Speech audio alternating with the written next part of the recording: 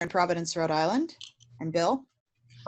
Greetings from Portland, and Evgeny's already said a couple of words about us, so just wanted to say how honored I was, and I think I can speak for Lynn as well, that we were to receive the opportunity to talk today about a topic that we thought a whole lot about, particularly in working on the textbook Между нами. Okay, so a few logistics. As Evgeny has already said, feel free to write in questions at any time using the Q&A function. We will take 2 pauses during the course of the presentation to answer questions and allow for time to submit additional questions. Our preference would be to have you use the Q&A function. And I'll say a sentence in Russian. Презентация будет проводиться на английском языке, но хотим заранее сказать, что вопросы можно задать или на английском, или на русском. Отвечать мы будем, соответственно, на том языке. And so to start out with, we'd like to point your attention to the 3 elements that are in our title that we're trying to balance: input, vocabulary, and grammar. And we recognize that grammar teaching and learning is always with us. So the question is, how do we manage it when we teach with limited time that learners have in a classroom? How can we make these 3 elements work together and effectively? Our contention is going to be that they can be part of a single process that leads to successful student learning, and that we understand all 3 of these components are worked on in different types of communication, right? So we can have input, vocabulary work, grammar work, that's in reading, it's in listening, it's in speaking, and it's in writing. So these are really elements that cut across those types of communication. Both the elements in the title, input, vocabulary, and grammar, and the types of communication that we're talking about, reading, listening, speaking, writing, are listed in a specific order for reasons that we'll be talking about. Our game plan today is to present some initial discussion of input, and then to present a sample cycle of materials drawn from a first-year Russian course in which the grammatical topic is conjugation of verbs that are being introduced for the first time. Our plan happens today to focus on first-year work, but these principles can be applied at higher levels with different kinds of input. We will also share in the handout both checklists of the procedures to create materials like this and links to examples of these kinds of materials that deal with other grammar points. And I'm still getting the hang of the technology, and therefore I went on to slide 2 while Lynn was still speaking. So I hope to get my actions coordinated. But to start out with then is a discussion of input, and that's probably about our first 10 or 11 slides. And it's good to start out by thinking about what we mean by input and what kind of role it plays in language learning. And for us, we're going to use the definition that you see on the screen. So input is language that learners encounter and whose meaning, that is communicative content and intent, they try to comprehend. And to think about how we can make sure that learners have opportunities to comprehend the input and to show that comprehension. The definition is really quite broad, and we did that intentionally because there really are an enormous number of kinds of input and types of input available to them.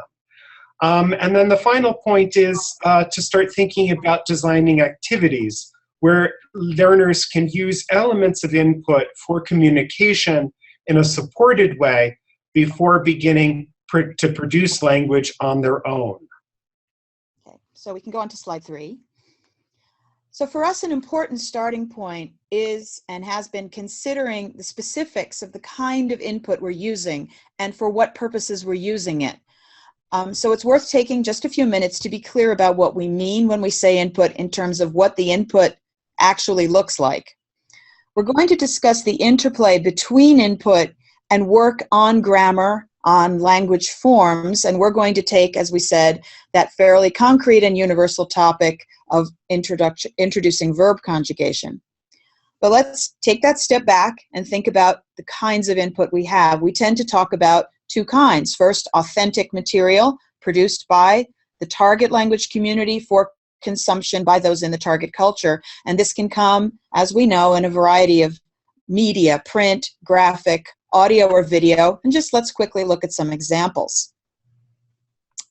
So here we have a screenshot of an actual Chajna Ложка menu. What do we want to notice about it right now? It conveys information. It models a particular grammatical construction as well, at least this particular screenshot does. It's really great for comprehension of a certain kind, but it is problematic as a model for student production of these specific forms, largely because of the vocabulary that happens to occur in it. So, в сливочном соусе may not be where you want to go necessarily. С курой в сливочном соусе, с рубленым мясом may not be what you want to have as your first encounter with the с чем instrumental case construction. С ветчиной и сыром is maybe a little closer to what they need, but it's a target culture, it's an authentic source of input. It's hard to control that in the form in which it occurs, as we might say, in nature. And if we go on to the next slide, we can see another example, and that tells us something too. We have a weather report, again, great for comprehension, listening, recording info, but the language that the journalist uses will not really model the conversational student production that we might want to get a first-year student to by the end of working on prognoz pogody or anything connected with the weather as a phenomenon. Okay, next, we have a fairy tale. So this fairy tale, like all literary texts, the language in it will not coincide with the language students need either to talk about the text or to use in conversational interaction generally. And that is, it doesn't make literary texts less desirable to read, but it does mean we have to think about that aspect of it as we organize our language input with an eye towards working on grammar eventually. And next, this is an authentic email. It happens to be one that was sent to me. But it, I think, encapsulates some of the issues around authentic communication of the sort. It does model some features of desirable student language production. Привет, всего доброго. You know, it's set up as an email. You can see it. But it's situated in a context of communication that is not immediately clear to the learner. Why is he writing me? What is this about? It does, and this is a plus, it does give input above the level of a single sentence, which is something that we do desire and something that we need to bear in mind as we turn our attention to other kinds of input. So to sum up, authentic texts can be problematic precisely because we can't expect the learner to use exactly the language of the text, even though that they can demonstrate they've understood the text, the content of the text. So we're thinking about the goals and outcomes we have for learners and designing backwards from those goals to get to the input that will enable us to bring eventually that production about. And Bill is going to move on to talk about semi-authentic input. Well, that's certainly the other kind of input that's typical, particularly for foreign language textbooks at the beginning and the intermediate levels. And by semi-authentic texts, we mean things that have been authored or created in the language. They represent likely speech that native speakers might exchange or use in a particular communicative situation. But it isn't something that's been captured out in the wild, so to speak. And semi-authentic tends to describe much of what's in textbooks, particularly at the beginning level. And it really can include a range of texts, such as illustrated presentation of new vocabulary, dialogues, monologic texts, like authored emails or tweets written for a textbook. And To show an example that we used in the Mijdunami textbook, here's a vocabulary list that does come and tries to go back and teach the students different food words in Russian. It mirrors the menu that you saw just a few slides ago, but why use the semi-authentic version of this in a first-year textbook over the authentic one? And for us, the answer was that the semi-authentic text can help learners, particularly at the beginning level, by managing some of the vocabulary load that they will encounter in an authentic text. Semi-authentic text may provide a better model for learners in shaping their own language production. This is not to say that it's bad to have authentic texts. Authentic texts are really very important, particularly in comprehension mode, right? Interpretive mode. But as models of production and as models for fine-tuned grammar work, getting grammatical form out of the input, they can be problematic. And to go on to a very typical item or component of most of our teaching materials at the first and second year level are these semi-authentic dialogues that serve as input. And input is in virtually all of our beginning first and second year textbooks.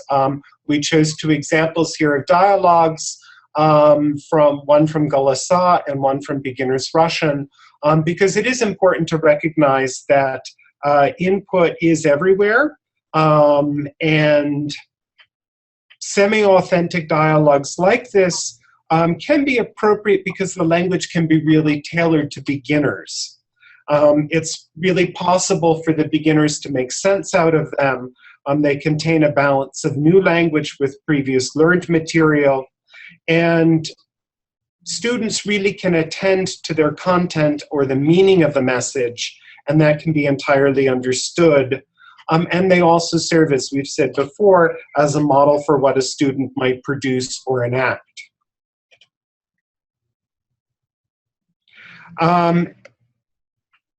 So to continue,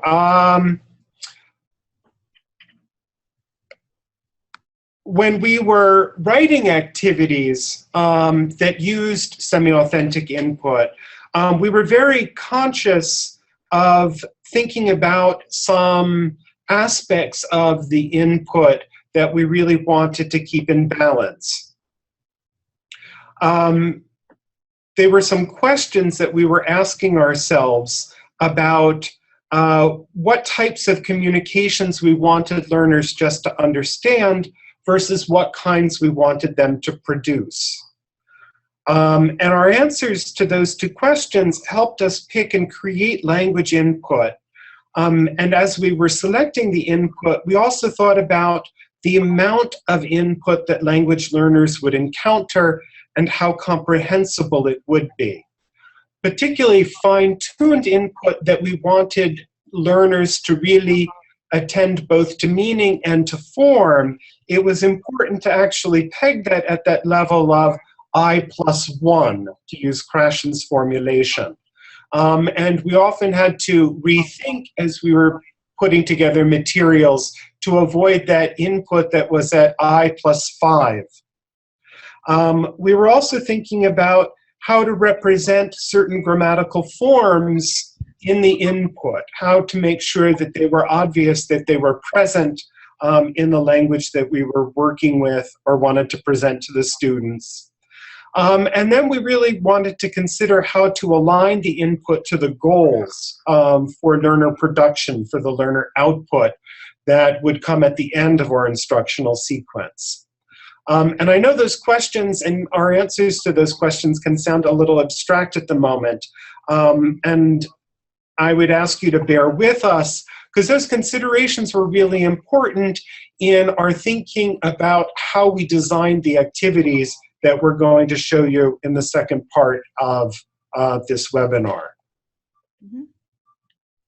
Okay, so that takes us to the question of how do we articulate what our goals and outcomes are? And I think everywhere in the academy, we run up against this four-letter word spelled K-N-O-W. And we often say the students need to know. They need to learn this, they need to know this. And we tried very hard to identify goals in two different kinds of ways. First, we thought very hard about, as Bill said, the difference between comprehending a set of, between comprehending a quantity of material and being able to produce something, and bearing in mind always that comprehension and production are not going to overlap completely. There is very likely and almost certainly going to be a bigger range of language comprehended than there will be of language produced by the learner. In any case, when you're articulating your goals and outcomes, the question that we always asked ourselves, and we started asking it the day we started writing the table of contents, and I need to point out here that at this point, it is not just Bill and I doing this. I want to acknowledge Alice Muslova, who was in this project from the beginning, and we were all wrestling with this idea. What can the learner do with the language learned from the input? And this use of a can-do statement, which we'll demonstrate an example of later, was really our guiding principle. What can they comprehend? What can they produce? And the question of what explicit grammatical information they know, we separated. So it's important as an instructor to have the sense of what learners can do. What is the can-do statement? Not just what do they know by the end of the instructional sequence. And to share those goals and those outcomes, not just with your teaching staff, but with the students as well, so that they know what they are expected to be able to do. We're going to pause at this point to ask if you have questions, and then we are going to move on to talking about specific examples and taking you through the cycles of instruction. So let's just take a pause here, and if you have questions, you can write them in, and we will devote a few minutes to being able to answer them. If there are not questions, we will go on, but let's see if, give you a little time to ask questions if you have them.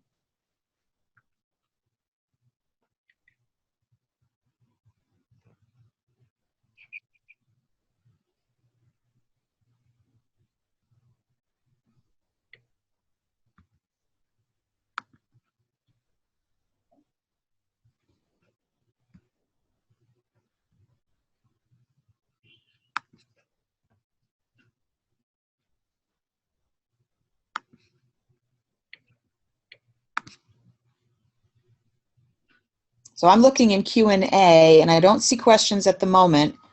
Yevgeny, is there another place that we would look for them? Are there? I want to make sure in chat, but I also don't see any questions in chat. Okay. Okay, well, let's go on then. There's one. Okay. Well, I think it's one of those things where we know it when we see it sometimes, and then sometimes we don't. Bill is probably better equipped to answer this, so I'm going to turn it over to him.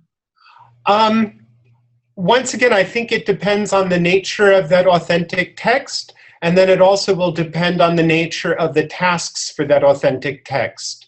Particularly when you want a lot of fine, detailed work and... Oh, sorry, Bill, we need to repeat the question. The question okay. The question is there a percentage of new words beyond which an authentic text is unusable? And go ahead and repeat your answer. So I would say in working with an authentic text, the question's going to be, what's the density of that text? Is it something like the menu from Chayная ложка, or is it something like a short story? And what is the nature of the tasks that you're creating for it will also give you some kind of sense as to whether it's how usable that text is. I would say if it's something that is relatively dense, that's mostly prose, You know, there are experts in reading pedagogy for English as a second language where they are suggesting, you know, no more than 5% of the words on a page should be unknown. Once again, I don't have strong feelings about that, but there is a literature out there about that topic. Mm-hmm. And I would agree that it does depend on what you're going to do with the text, but if it's a text that's targeted towards eventual production by the learner, then you would not want to have a large portion of the text consist of new vocabulary, because then it would not meet that purpose. A question has just appeared. When telling students about the goals of an activity, do you speak English in class or ask students to read about them in English at home?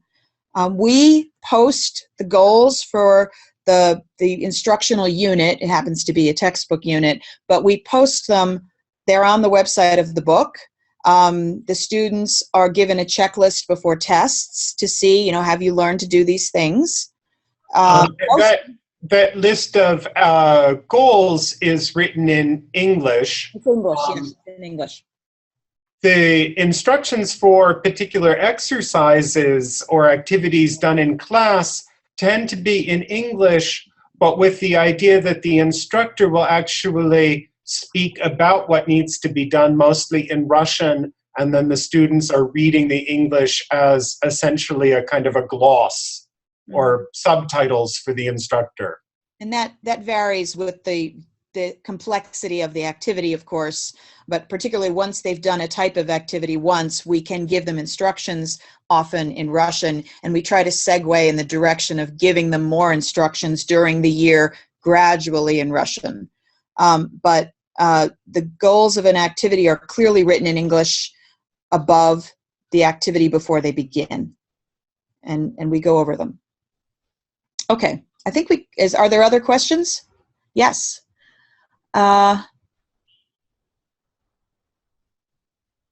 Okay, thank you. Yes, and the can-do statements, I agree with you, do lead to better student production and more student success. I think that's true. So thank you for your comment. Semi-authentic text could be, this is a new question, semi-authentic text could be unidiomatic. It is grammatically correct but rarely used, like salted tomatoes. You need to know kvashenaya kapusta more frequently. In this case, the list from Chaynaya Loshka could be more useful. Isn't it better to combine both sources? Okay. Bill, do you want to start? I would certainly say that one can combine sources. You just have to come back to that question of where is my I+1, right? What do I want learners focused on right at the moment? Certainly semi-authentic texts, right? They might not be completely idiomatic, although one does try and one has materials read by a lot of people. Sometimes in a semi-authentic text, particularly as we're going to show for activities for having people notice form in grammar, you may want to actually visually help the learners see form that might be a little unusual for the way something might be formatted on a page normally. So I think there is some room to actually think about ways where we break convention to help people see something. Yeah. And then we get them back to convention after they've seen it, after they've been able to actually perceive it in the input.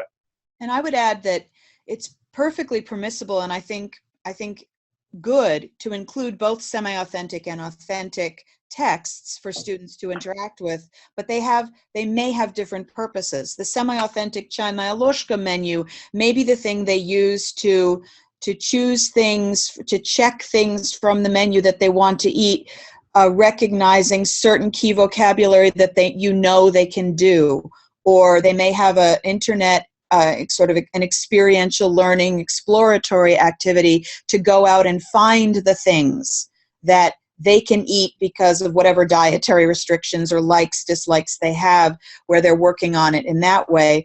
And what you do when they first encounter the something shim construction might be the semi-authentic text with the sequence of the kind of activities we're going to show you. I think both of those can exist profitably in the language classroom and around the language classroom in assignments as well. Okay. We don't seem to have any more questions, so let's go on, and there'll be more opportunities to ask them, and you can certainly type them into the Q&A box as we're going along, and then we'll get to them in our next question break. So to come back to that statement about goals, and to start to pivot towards that sample cycle of materials for first-year Russian in teaching verb conjugation. So we're going to use materials from Между нами, the online textbook that we've co-authored with Alla Smyslova and Jonathan Perkins. And while we're drawing material from one particular book, it's important to note that the techniques that we're describing can really be used with any language input in other textbooks, and can also be used with authentic input, particularly at the higher levels, once one gets beyond the very beginning of language learning. So to go on to the next slide, right, what learners will be able to do. Yep. So now we're going to start thinking about the actual instructional sequence. How do we lay it out? But to do that, we really need to know how we think about the can-do statements and how do we think about knowing. And we're going to take verb conjugation as our example, and we're going to think about that. And we want to think about the balance to establish between or among the three elements in our title: input, vocabulary, and grammar. And we keep coming back to that because we really see these things interacting all the time. So for example, when learners first encounter present tense verbs, the instructor might identify these types of outcomes. Notice that these outcomes that you can see on your screen are phrased as can-do statements. Ask and tell about these activities. Do you work? What are you doing? Are you relaxing? Oh, you're taking a stroll. Oh, are you reading? Oh, you're reading. What are you reading? Things that you and others are doing now or do regularly. And those are can-do statements that let the teacher and the student know what will the learner be able to use the new forms to accomplish in communication. Along with that, on the right-hand side, we can identify a quantity of information about language, what we conventionally call grammar explanations, that we will want our students to read and take in as information and understand as information. And we often talk about, this is where we deploy that word know. We talk about knowing these things. For us, it's important to distinguish the knowing that from the knowing how, the can-do of the communicative outcomes, because they really are separate things in certain kinds of ways. Okay. So this takes us on to another possible set of outcomes connected with verbs. Ask and tell about what you and others read and listen to, and compare that to, for example, Russian reading and listening habits. So this immediately runs us into the fact that grammatical topics don't occur in isolation. Yes, there is verb conjugation, but eventually we are going to have to require learners to work on other grammatical issues closely related to verb conjugation. We need those verb complements. We need the дополнение eventually. But we've separated the two ideas, both in the can-do statements and in the knowing the knowing of the structures, and you can show that, Bill, on the right. So what is it that they need to know in order to be, what will they need to read about? The fact that verbs have different complements, direct objects, adverbs, locational expressions with the prepositional. They will need to know that nouns and adjectives change their endings. both for direct objects in the accusative and for where expressions, location expressions in the prepositional. So these are all things that are going to follow on from the fact that we have presented and students have worked on verbs. And as we think about going from the process of input to output, we think about what accomplishes the goals and how we can build the structures that enable us to build a bridge from that input that they're going to see, which we'll show you in a minute, to the moment when they start not using it independently yet, but producing the language, working to understand the language. So that is our next step. And I'm going to turn it back over to Bill here to talk about how that process begins and what the input is going to consist of. Well, that became the question for us in teaching those beginning verb conjugations. So we had set the goal of what kinds of verbs. Then we asked ourselves the question, what kind of input could we have that would help learners see those forms in context, be able to comprehend them, and then be able to start using forms from there in communication. And so what we were thinking about were caption pictures, kind of micro dialogues, and then maybe some monologic text, some kind of letter or email. All of these are kinds of texts where the input has some kind of meaning to it, right? There's some kind of message conveyed by the input. And that's an important notion to have, that input is connected with message, with some kind of text meaning, as well as these targeted language forms.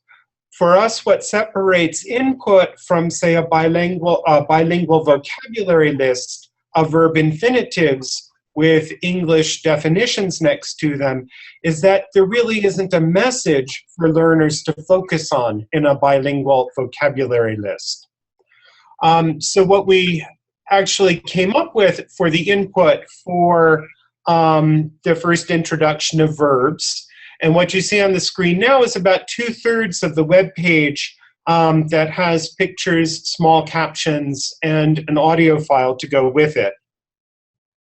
So what helps the learners make sense out of the input on this page?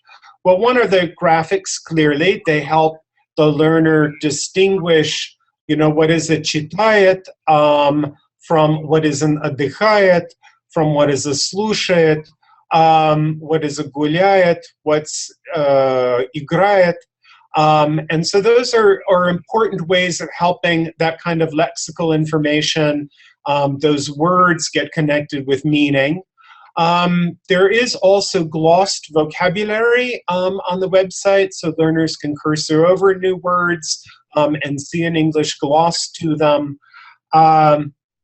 The input's also contextual in the sense that these are 5 characters. The little drawings represent 5 characters whom they've seen before and whom they are getting to know additional information about. So that there is a kind of world of information that starts to form around these characters, and that we can exploit their knowledge of who these people, in quotation marks, are in checking their understanding of the input. So we've spoken about the visual support. We also want to take a look at the volume of input. It was important for us to think about not just a single occurrence of one of these words, of a picture like this, and Amanda читает журнал, period, no more, because we wanted to have a richer set of input, kind of more material for them to read, to comprehend, to think about, that would serve as a basis for richer output. We have tried and are also very cognizant of the idea that input should be compelling, right? There should be some reason to want to pay attention to the meaning of the input. It's very hard to do that when you're working in a textbook environment, but we hope that the story that the students learn about these characters will at least motivate them to continue to pay attention to the content, to the message of the input that they encounter in the textbook. And so now we're going to look at some additional examples in the sequence, and to say a couple of more things about the nature of this input. Okay. Move 2 slides.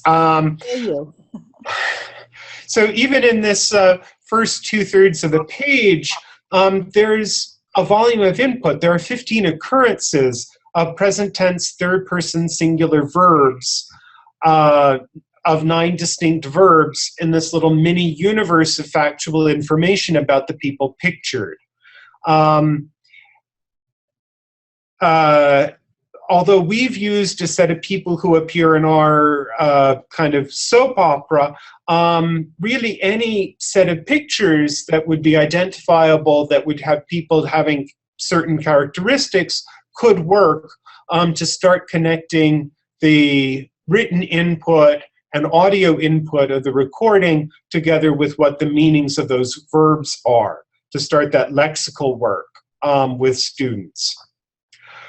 We did make a choice in this first encounter that learners have with the input that features verb conjugation to stick with third-person singular verbs only. And you might ask why. Our first thought was it's important for learners to see a wide variety of morphology even within one conjugation. And we thought that it made sense to actually introduce more verbs with one form than to have multiple forms all at once of many verbs, or to have all of the forms of just a single verb. Having the more lexical items with a narrower range of grammatical form allows us to do a lot more communicative work with that set of verbs than perhaps presenting all the persons at once. It also, starting with the third person, means that there is a kind of an objective reality in this input that we can check learners' comprehension with. So we can take these pictures and recycle them with different kinds of captions to see whether the students have actually figured out that a dichayet goes much better with someone sitting in an armchair than with somebody kicking a soccer ball. No, тоже отдыхает. That's your prejudice about soccer.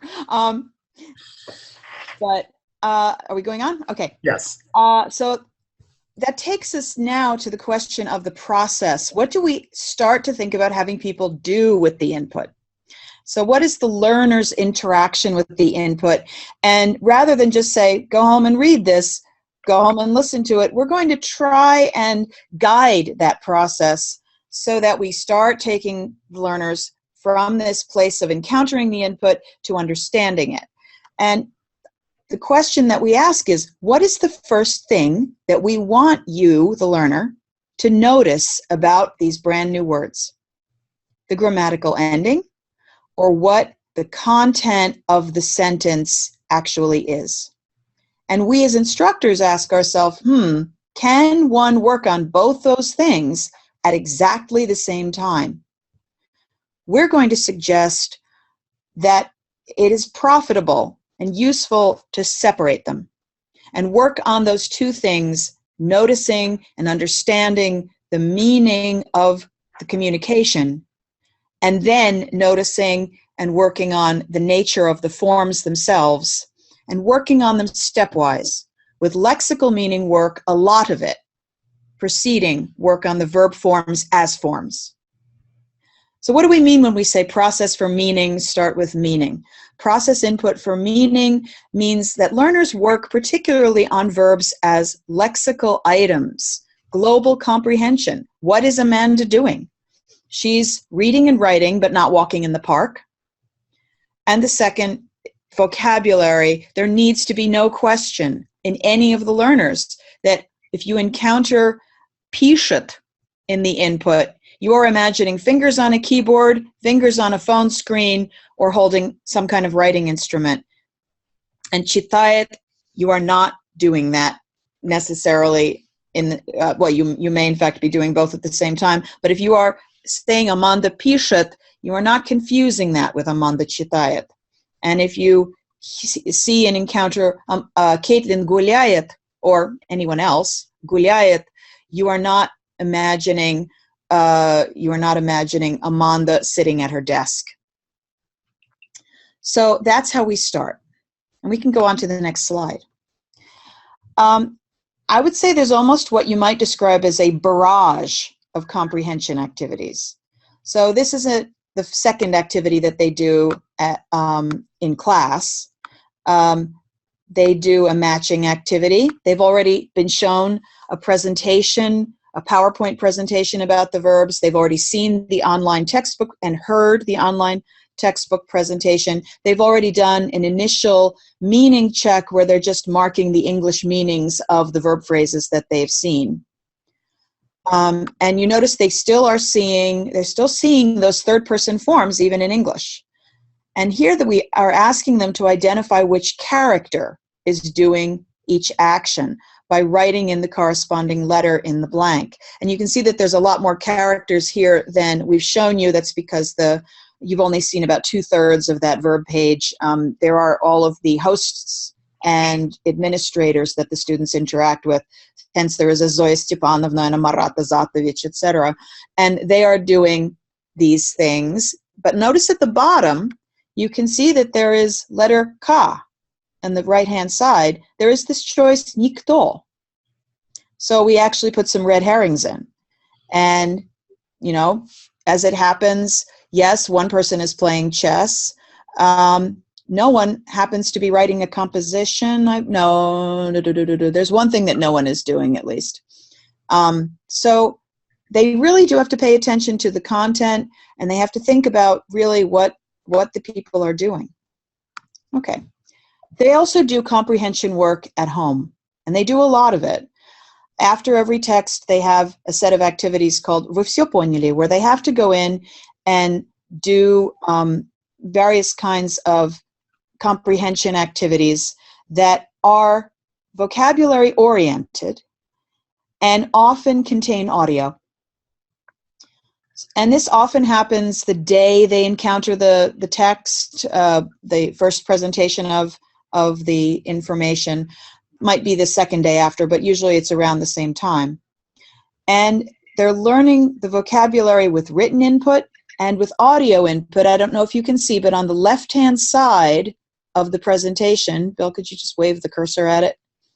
Yeah, there's a little arrow. And that arrow is an audio file. And so the learners have to listen to the audio, which is a question, and they have to choose the visual that goes with it. And they have several of these types of activities. We'll look at another one now. They get written input as well. Which sentence correctly captions the picture? Well, here it really has to be "Она играет рок," not "Она слушает рок." In the next one, you can see that they get a question again. It's another audio activity. They have to imagine that they are the person doing that activity, and they get the question, and the question might be, as you can see of the two answer choices, one is "Да, я читаю журнал," and the other is "Нет, я читаю журнал." Well, the question might be "Ты читаешь журнал?" or it might be "Ты гуляешь?" And if the question is "Ты гуляешь," the correct answer is "Б." I don't remember exactly what this particular number of the exercise has as its question, but let's assume that the question is "Ты гуляешь?" B is the only possible correct answer. Okay. So one can never do enough vocabulary learning work, especially if it's, as here, embedded in sentence-level contexts where the lexical meaning of the words to be learned is clearly understood. And notice at this point that the learner has been given the ya forms of the verbs with an audio file that's asking a question using the ty form. Ты пишешь сочинение? Нет, я читаю журнал. Or ты гуляешь? Нет, я читаю журнал. The image tells the student what the person is actually doing. So students have to show they understand the question, understand the meaning in the written input, and they have to choose the correct response. So this is part of the first encounter.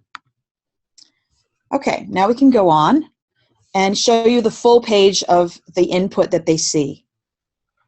Right, so this is the full page, and there's not a lot more to say about it other than that there are some additional characters so that you can see the kind of range of lexical information, fully formed sentences that have both these verbs that they're learning how to conjugate and various kinds of complements for those verbs.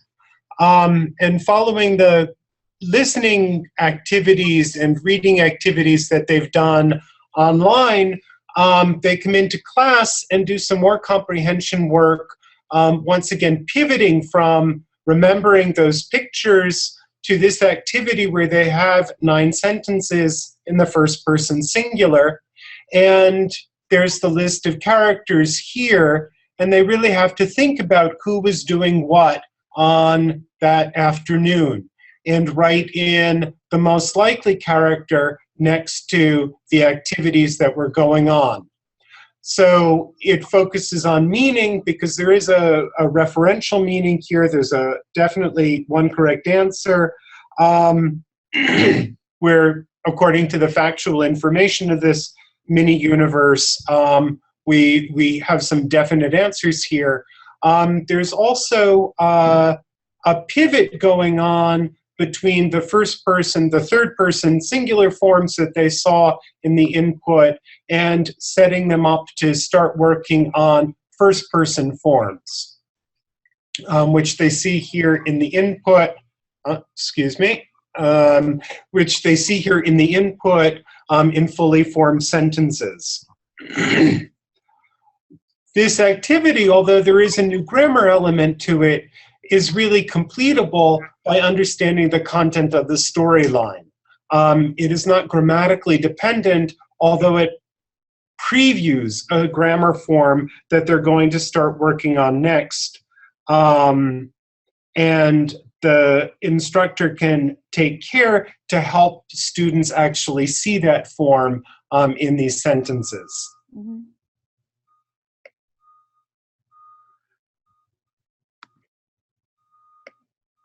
Okay. Okay, there you And go. as we start to pivot to the activities where students are no longer just comprehending input, but are starting to take that input that was comprehended and use it to work on form, we just have a short checklist here, right? So we've made sure that the learners understand the global content. We're sure that they know the vocabulary well, and now's the moment to pivot to start working on forms, right? To help learners focus on new forms, to have them understand exactly what's being signaled in something like chitayu versus chitayet, have them understand them, and then have them begin to use them in communicative activities.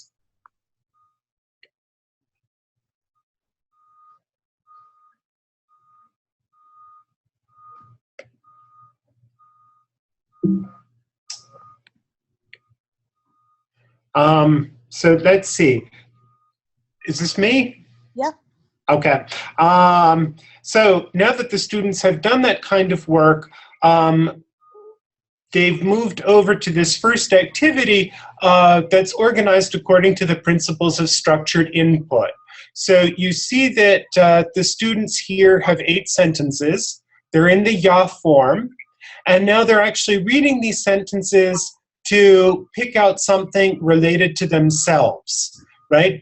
So we've moved from the mini universe of the storyline to start to personalizing this, where they're actually given well-formed input with verbs and these complements, and now they're actually comprehending it and personalizing it by picking a right adverb, either часто or редко, or if they don't do this activity at all, then the ya, nie option over in the third column. Students do this activity, they do this activity individually. It can be done with the instructor if the instructor is concerned that students get a little bit more rehearsal time actually pronouncing aloud the first person singulars. The instructor could say, read those 8 items, я читаю блоги, have the students repeat them, and at the end of that repetition, have the student actually select which option is true for him or her. This is pre-communicative work, right? It gets the students to focus on these forms. It gets the students to hear them and read them aloud to themselves, and to make a choice about them. And then in the next activity, they're actually going to exchange this information with other people. So in the next activity, we've now set up a checklist here for their partner. They're going to work in pairs now, and they're going to record their partner's name, and the partner's going to share their answers from those 8 questions, from those 8 statements in part 1, and the partner's going to record them. And you'll notice here we've set them up as the third person singular forms, and as they listen to their partner, they have this moment of accountability where they need to actually put a check in one of these boxes. That's an important concept in working with structured input, that when learners share information between each other, among themselves or in pairs, that there's some kind of accountability, that there's some kind of reason that B has to listen to A. And mostly that's accountability is carried out through some kind of checklist or some kind of decision making that needs to be done after the activity. These kinds of check boxes are also extremely useful for the teacher, because the teacher can walk around the room and just visually inspecting the student's page, get a sense of how far they are through an activity and if they're actually running into problems. So this activity relies on them using those first-person singular forms, recognizing these third-person singular forms. We've balanced form and meaning in both of these. We've provided the scaffolding where the student pairs are really unlikely to make mistakes in grammar. They may make mistakes in reading aloud what's on their paper, but they're unlikely to make mistakes in grammar because the scaffolding is in place. And they can pay attention to meaning as they're recording information in the table. Russian does have a lot of morphology, and all of that morphology does need to be learned, right? We're not trying to deny that, but we're trying to work on it step by step so that students have a lot of time with each individual form before they try to put together the whole paradigm.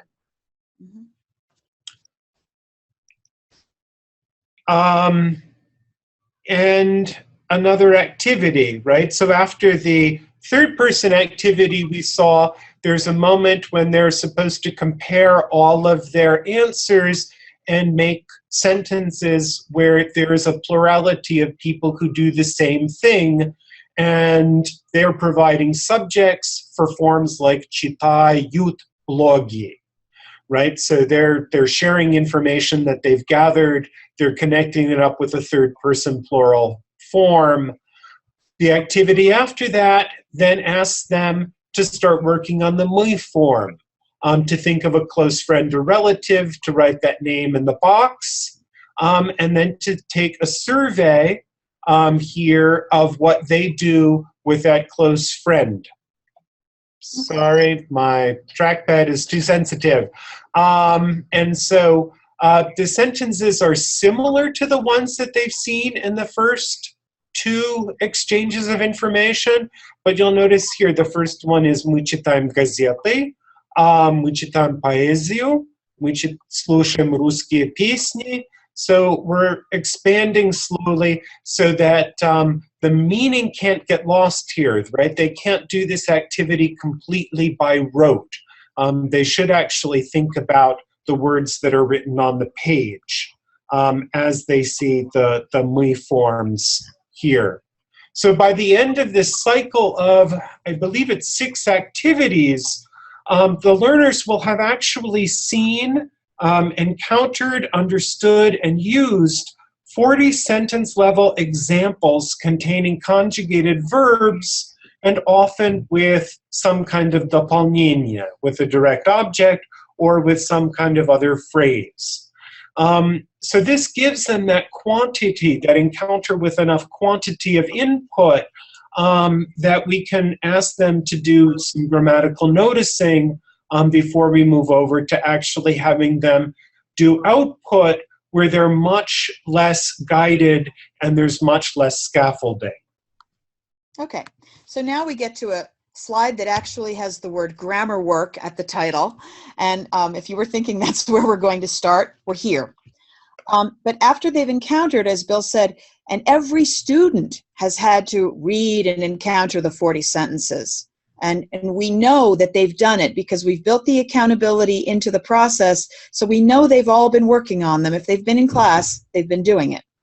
So after encountering this much structured input in the language and using it to communicate personalized content, they're ready to have what we like to call the noticing moment, when they can look back over the structured input that they've seen and notice the particular grammatical feature that we want them to see, and that, of course, is the endings.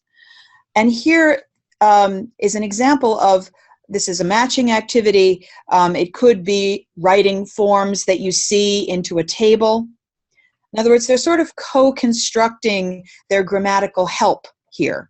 And I think it can give a certain type of learner particularly a sense of agency about it. They've found it, they've seen it, they've identified the fact that ya goes with the u or you ending. They've seen and identified the fact that the goes with the yesh ending. In this particular case, yesh, all the verbs they've seen happen to have been of that type. So they can construct what goes with the subject pronoun. Obviously, this is not the only picture they get of the grammatical system, and now we get to the grammar explanation. When they go online to the website, there is a category on the left-hand side of the menu. Instead of calling it grammatika, we call it a little bit about language, немного о языке, because it's not strictly only morphological information that's there, although a lot of it is. And this is where they go to read about verbs. And I'm going to concentrate primarily on the second one that you're seeing because it has the particular forms that they encountered in the input. And as you can see, it has the little arrow for each form. So they can listen to я читаю as well as read it. Ты читаешь. And all of those forms are read. Not every single verb is here, but multiple verbs are represented on that page. And the handout you'll get at the end will give you links to all of this so you can go and look at them. The other thing you can notice if you look at я читаю is you can see the information that's explaining why it is spelled you, whereas пишу is spelled u. So we use verb stems. We don't give students infinitives right off the bat, although obviously in our dictionary we use as the словарная форма the infinitive. But we felt that the stem forms were going to be helpful to students as they worked on learning conjugations, guiding them towards the correct ways of identifying what the verb endings are going to be. The other thing to notice is that they get lots and lots of examples. They've had tons of examples in the structured input, and they also, as you can see, get a lot of examples in the grammar explanations with audio support. We anticipated that one of the questions we were going to get asked is, do you do this in class or outside of class? When do you do this? We tend to deploy this information right about at the point where they've done, I at least do it, pretty much after they've done some of the structured input. They've encountered the text, we've done maybe 1 or 2 of the structured input activities, and then they're home, maybe finishing up the comprehension work and reading a little bit about the grammar at home. I tend to do this outside of class, although I like the fact that I have these visuals if I need to answer a question. Students don't always take in everything we've told them about in the grammar explanations, and it would be common to get a question about why it is chitayu but ya pishu the next day, and to have that, here you have an opportunity to use this visual to answer it. In class or out, mostly outside of class, I had a student tell me today that she is generally happy with the sequence. She likes the fact, she's a very deductive learner, she likes the fact that she can go to that grammar explanation anytime. She knows it's there, she knows where it is. So although I happen to assign it in a particular point, that doesn't mean students, we don't try to hide this information from students. It's there for them. What we do in class is focused on communication, active communication, understanding and use. But certainly students come in different varieties of learner, and we try to make the types of information available to all types of learners. Okay, we can go on. And notice that on the website, they actually have a moment where we do basically checking concept. Did you understand what verb conjugation was? Here is an audio activity where this duplicates a kind of activity that they see in class sometimes. You hear the sentence, who is doing the action? We were careful to structure these so that there would be no ambiguity in the endings. So they wouldn't get asked in a second conjugation verb to choose, once we get to second conjugation, we would not ask them to choose between on ljubit and ani ljubit.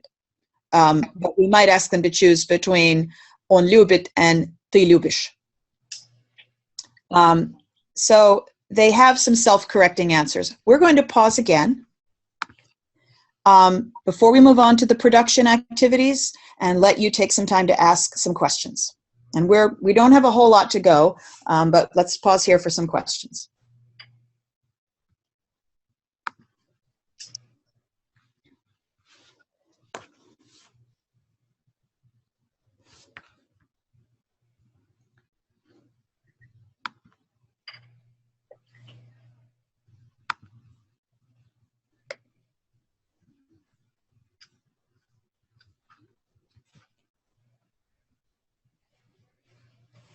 Anything so far? There we go. Could we please comment on the ordering of homework activities? Would you recommend students first to read and then to listen? Okay.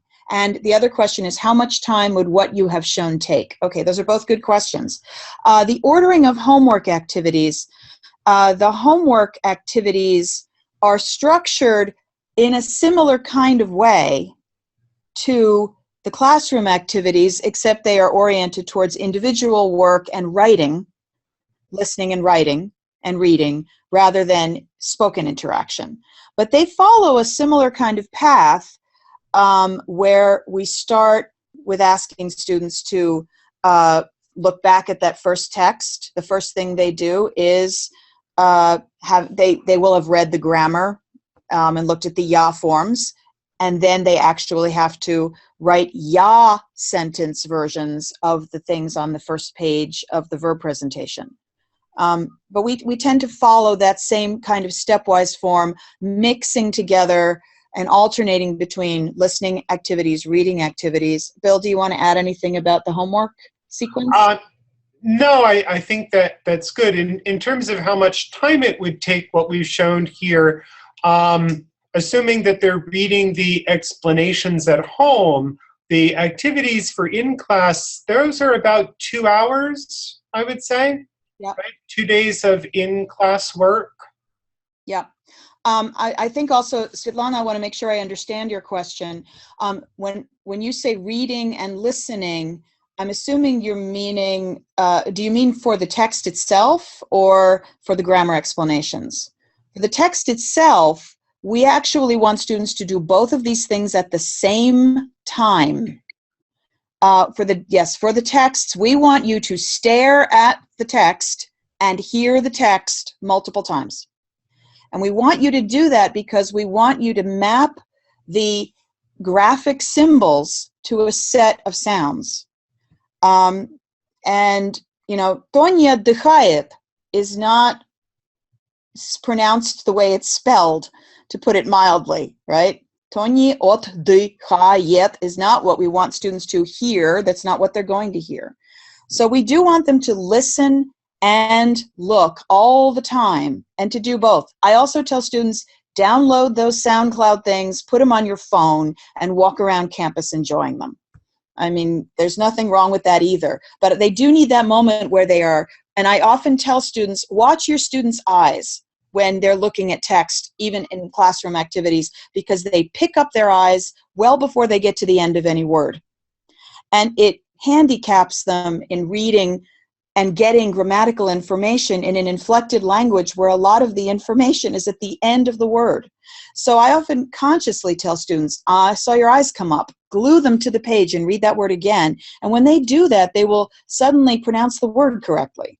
So that's something to notice. We also have a question here about when do you introduce infinitives? Yes. Well, once again, we introduce infinitives when the input allows us to have infinitives. So shortly after the presentation of first conjugation verbs, they do encounter second conjugation verbs, including lubits. And that's a perfect moment to actually have lubits plus infinitives. And then suddenly infinitives have some way of being used. They aren't a form that just sits in a grammatical table because we, by tradition, have put infinitives at the top of tables of verb conjugation. So we do postpone it a little bit. It's not postponed an incredibly long bit. No, it's a matter of at most 5 days, I would say. 5 to 7 days. And depending on Unit 3, where there's a lot of stuff going on in this unit, but the whole chapter, this part of the chapter probably takes about 5 to 6 days, I would guess. This plus the part that includes the accusative case, really, is what we're talking about. There's a question, how many students do you use this with and what level are they at? This is introductory college level learners for us, although we know of some places where it is being used partially or wholly, partially, I think mostly in high schools as well. They are introductory learners who have not experienced the language before. This occurs in my program at about we have 65 hours in a semester. We're about at hour 20-something when we start the verbs. So we're maybe at about hour 28 out of 65 when we encounter the first verbs. In the Portland State program, it might be a little later, around kind of probably 35 hours of contact when they first encounter this beginning part of Chapter 3.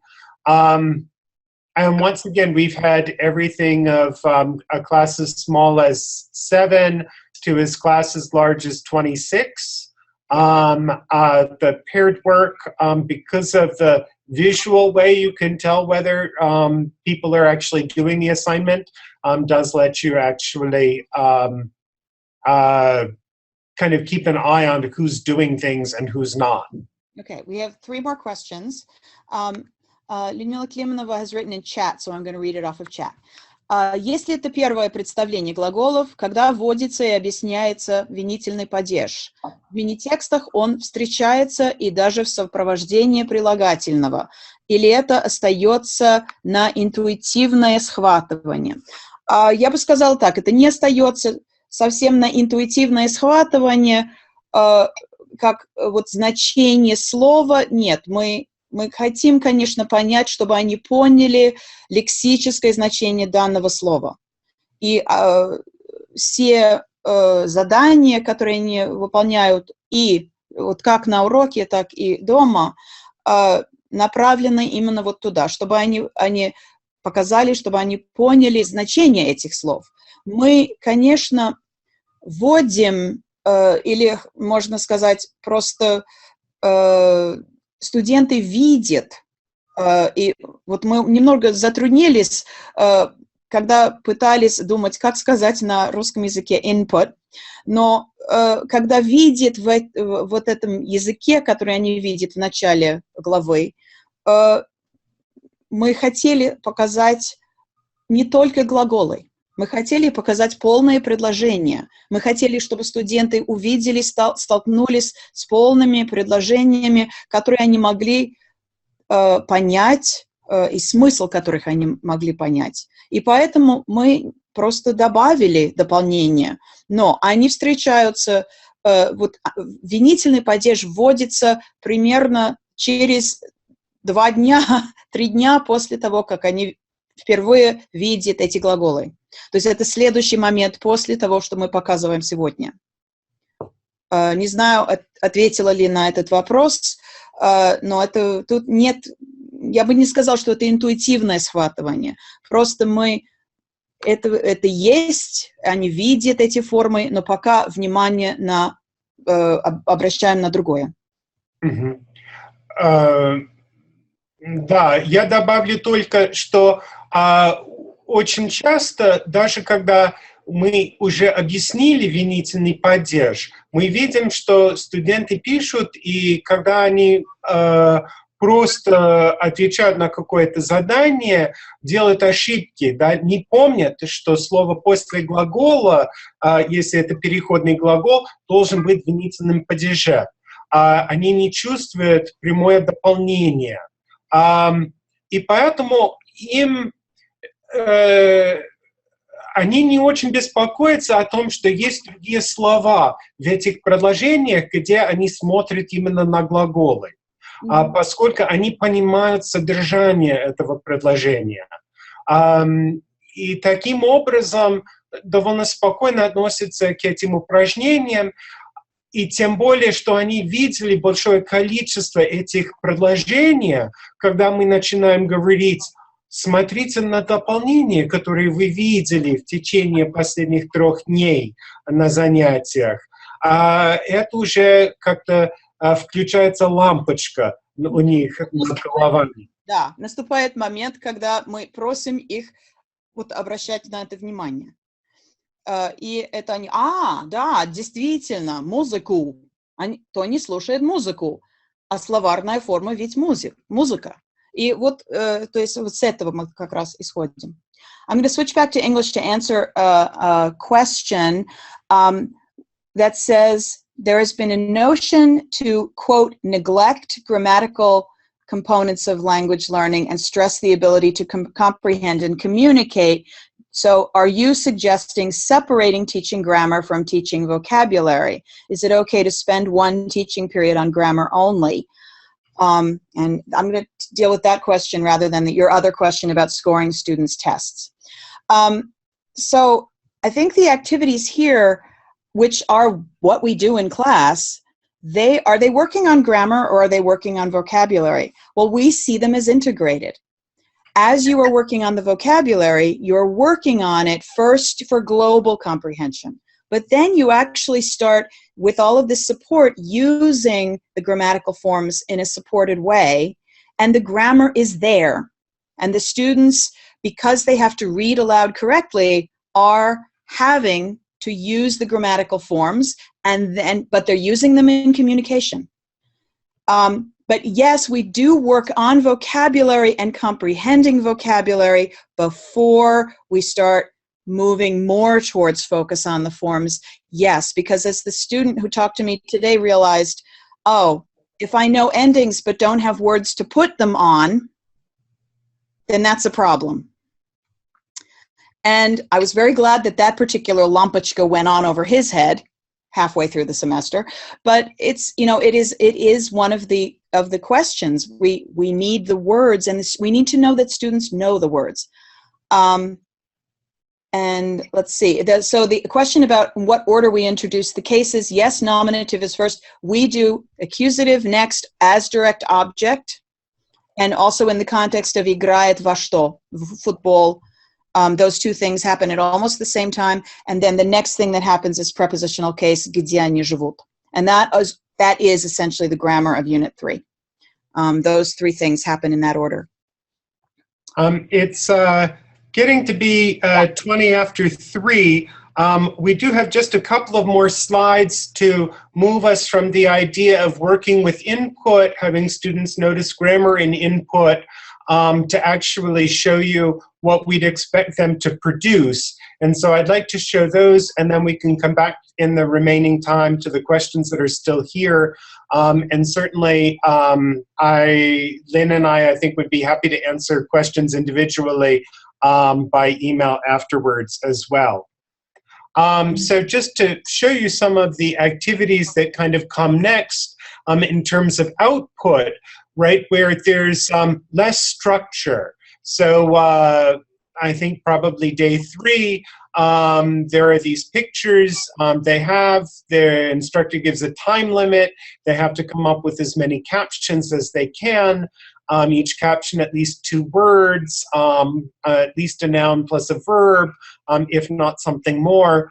And this gets them kind of working on producing the forms, based on that visual stimulus. And once again, because there is a picture, there's also some way of controlling whether they actually understand the words correctly.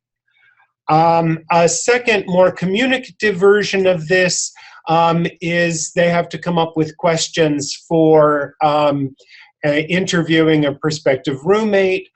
So they come up with yes/no questions. They work on their intonation. We've reminded them that it's going to be a thief form.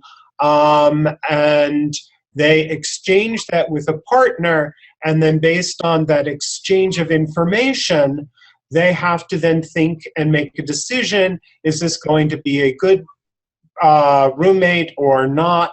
And why, right? So they do have this place where they have to write down some of the things that good or bad roommate might do, what makes them compatible and what makes them non-compatible. So there's an information exchange activity that they're then taking a lot of the sentences that they've seen and maybe expanding outward.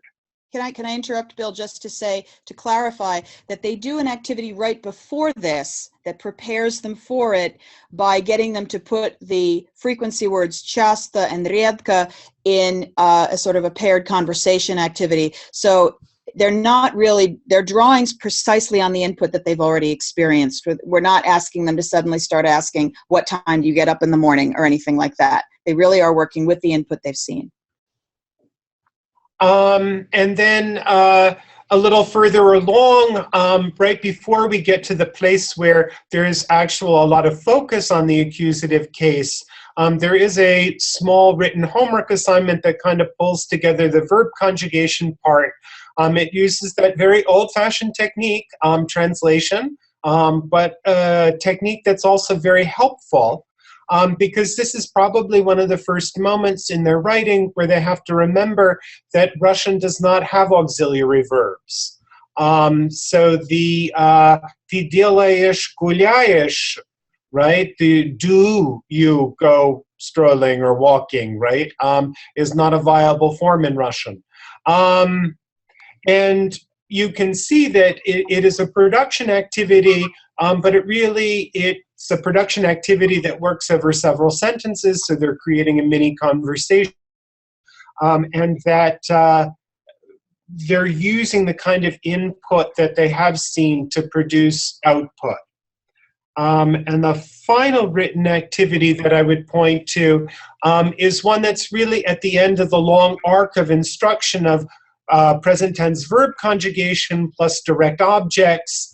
And so at the very conclusion of this, they have an activity where they have to develop questions to ask a Russian-speaking visitor to their class. They have to come up with 8 yes/no questions to ask about the interests.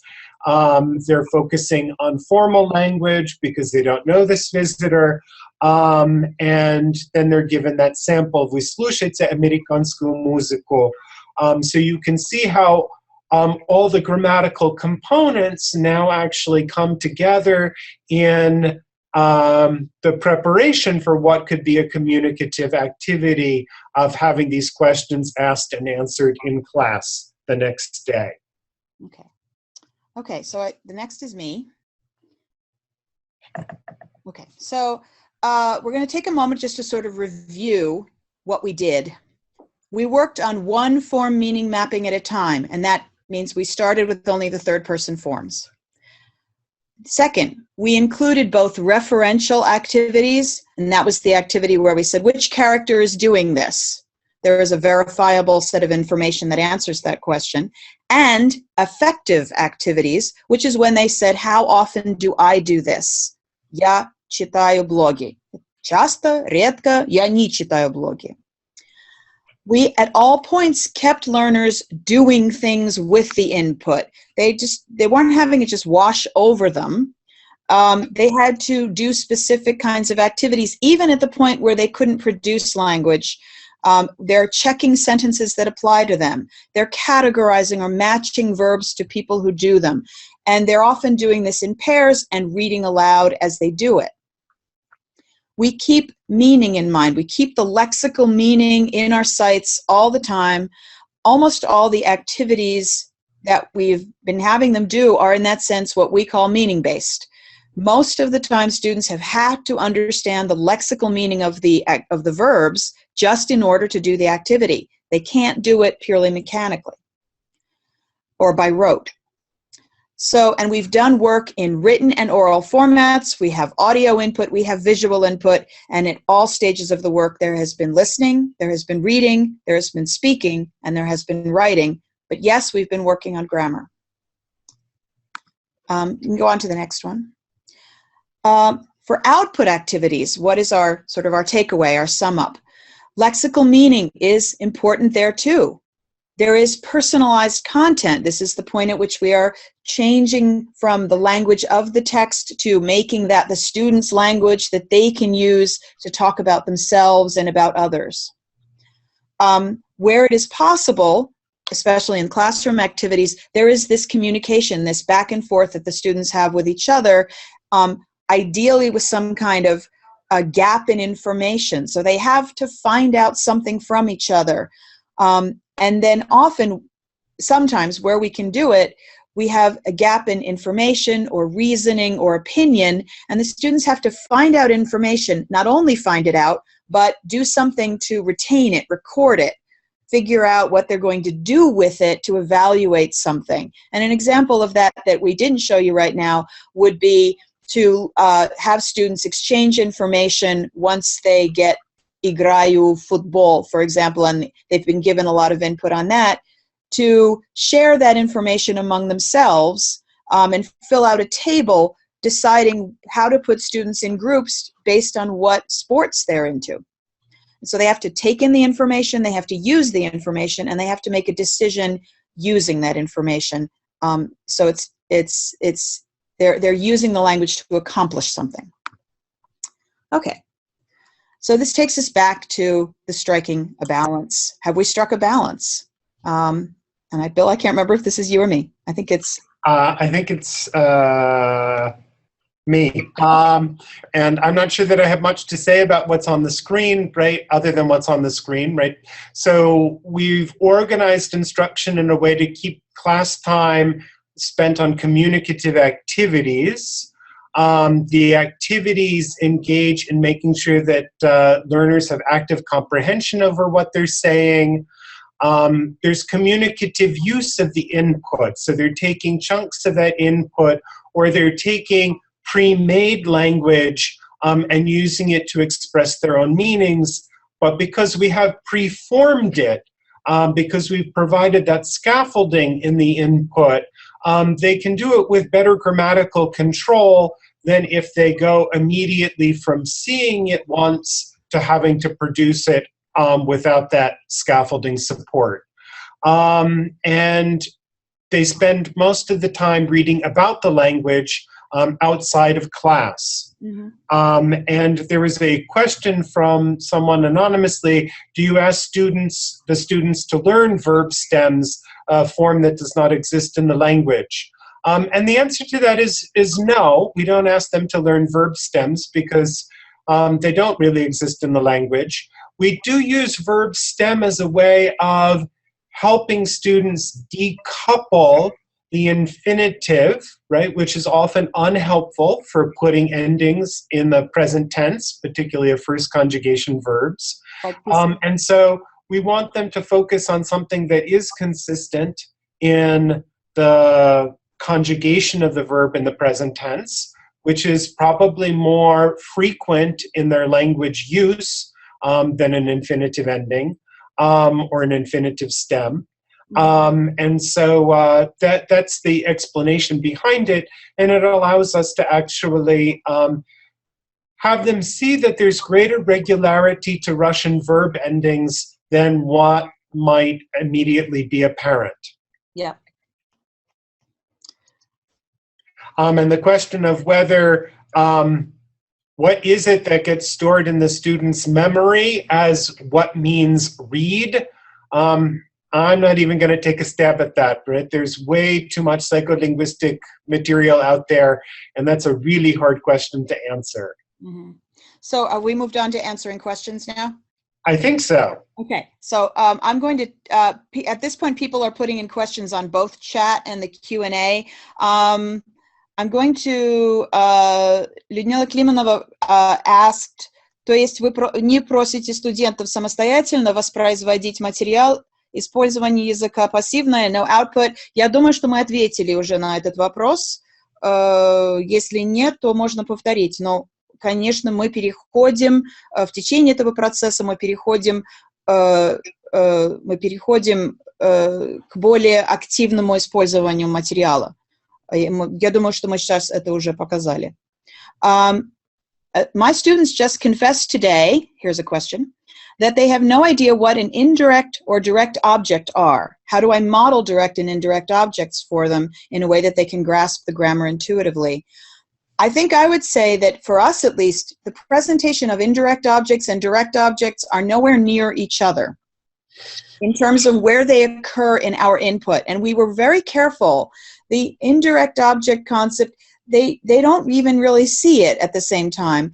We concentrated on direct objects at first, although when students asked in class, there was a question, there was the example of I am reading a book, and I'm reading a book to my little brother, and one of these was a direct object.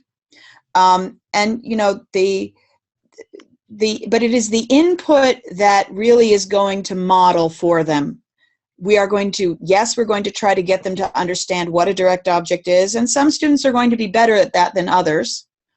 But all students can take in and learn as communication and use in communication. Я читаю статью и пишу конспект, я слушаю музыку, я не отдыхаю в парке, я отдыхаю дома, я слушаю рок, я слушаю рэп. So students can take in that material, and when they have when they have enough input, it's easier to help them understand what a direct object is, because they are confronted with a lot of positive evidence about how the language works. And it's very hard for us to talk to them about those concepts when they don't have enough evidence. So that's why seeing and using 40 sentences at the beginning is really good evidence of how verb conjugation works. And the same thing happens when we teach the accusative case. And that the trajectory from they first see я слушаю музыку on day 1 of the unit, but it is really about day 8 or 9 when we are starting to ask them to produce accusative forms in a larger way independently. And between those 2 dates, they are doing activities like the ones you saw with verbs, where there is constant input, the barrage of input coming at them. where, there are separate activities for что вы слушаете, что вы, then once they learn изучаете, что вы изучаете, and we come back to it over and over. In each new lexical context, the grammatical context reappears as well. So I hope I've answered that question. Bill, you want to tackle another one? So, let's see. На каком языке вы даете падежные окончания прилагательных? Well, ну, я попробую ответить на этот вопрос, когда вводим окончание прилагательных.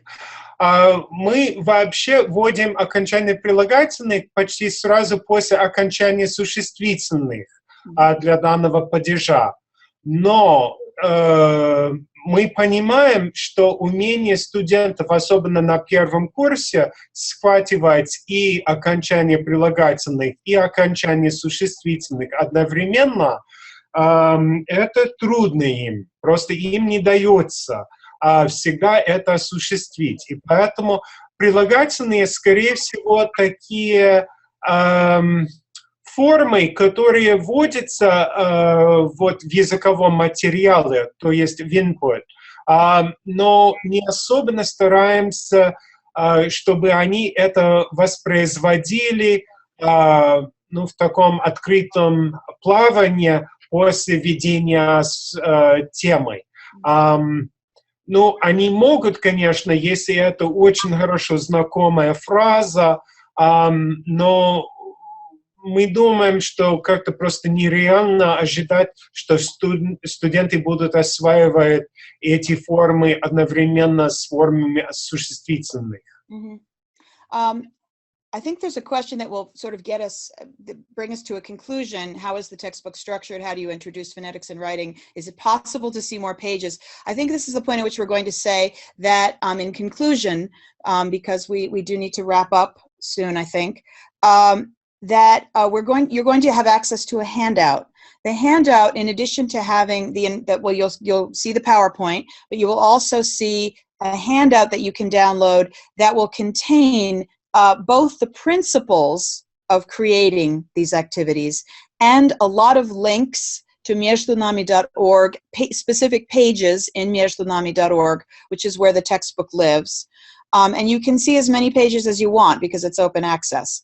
And there's information there that you can look at and you can deploy in any way you choose. It really is for you.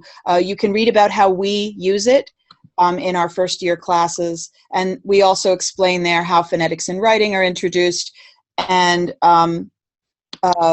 we are happy to answer any questions you have. I think we were a little shy of making this in any way feel like advertising, but we're certainly happy to help you understand how it works if you want to contact us about it. And yes, it is open access, and anyone who wants to, as with any textbook, you can adopt it if you would like to. I think that's all I have to say. I was very happy to have this opportunity. It's wonderful to have been able to talk to so many of you. Yes, it's been fabulous to actually have the chance to kind of share the thinking about grammar and how to actually structure some of these very difficult topics that we all teach and deal with regularly. So thank you for the opportunity. Mm-hmm. Thank you, Bill. Thank you, Lynn. Thank you, everyone, for participating, for joining us tonight. I hope it's not going to be the last time we see you guys. I hope so too. All right. Thank you so much. Okay. Thank you. Thank you. До свидания. До свидания. До свидания.